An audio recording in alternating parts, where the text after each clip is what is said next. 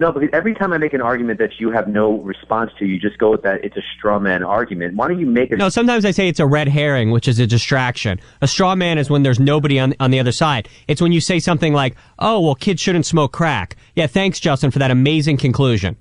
No, but Andy, what you're not recognizing here is that there's a fundamental problem in this country because there are crazy people, there are psychopaths like this kid all over the world. But it seems like only here in the United States, those psychopaths manage to obtain...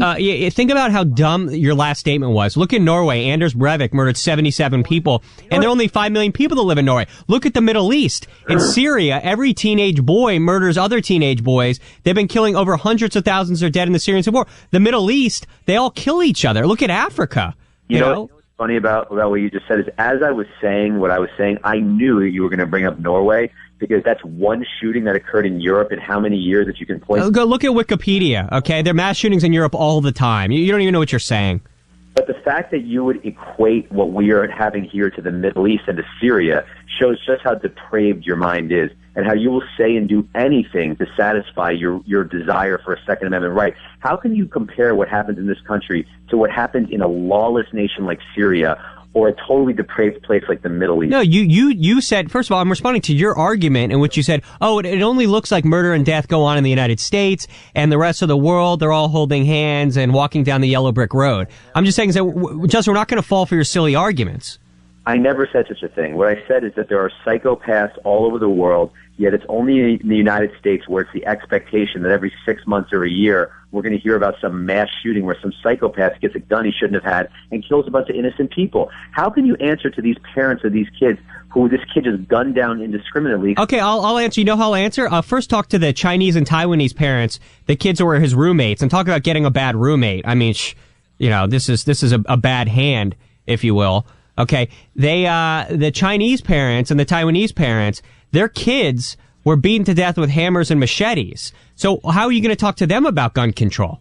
You know what? Maybe you're correct about that, but that's where you talk about the red herring, because I thought about this last night. Number one, murder is going to happen in lots of different ways. People are going to choke people. People are going to stab people. But if you can limit it by taking the guns out of people's hands, I think that's a good thing. Yeah, but why can't you limit it by taking Ginsu knives away from everybody? Why should there be kitchen knives? Because why should we drive cars? 45,000 people die in automobile accidents every year.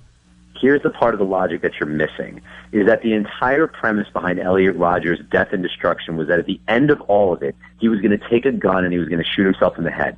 If he doesn't have that suicidal weapon that's going to give him instant death, he's not going to slit his throat. He's not going to kill himself slowly. Without that end of the day gun to his head, none of this is going to happen. Well, the reason why that logic is so laughable is that you don't understand the geography of Santa Barbara because you have a tiny brain. In Santa Barbara, you can drive off a cliff into the ocean and fall 400 feet to your death. So the idea that his only option was to blow his brains out is laughable as it is offensive. I didn't say it was his only option. You did say it was his only option. You said because of guns. I'll have the court reporter read it back to you, Leto. You're right there. You need to clear your throat again, or are you having a mini seizure like Dick Clark? I am. You're making me so nervous, man. I mean, every time I come on your show, my nerves are just racing. I can't... All right, so let's get to the heart of the issue. I just saved you, okay? Saved by the Bell, one of your favorite shows growing up with Mark Podgosler. I just saved you, okay? I'm going to bring you back into the world of the real. Now, one of the victims who was sadly shot outside the deli, his father is saying the tragedy, and we all feel and pray for the father and the victim. That there's no doubt about that. We do have concern there. There's no doubt. They're horribly unlucky, and we pray for them. But the father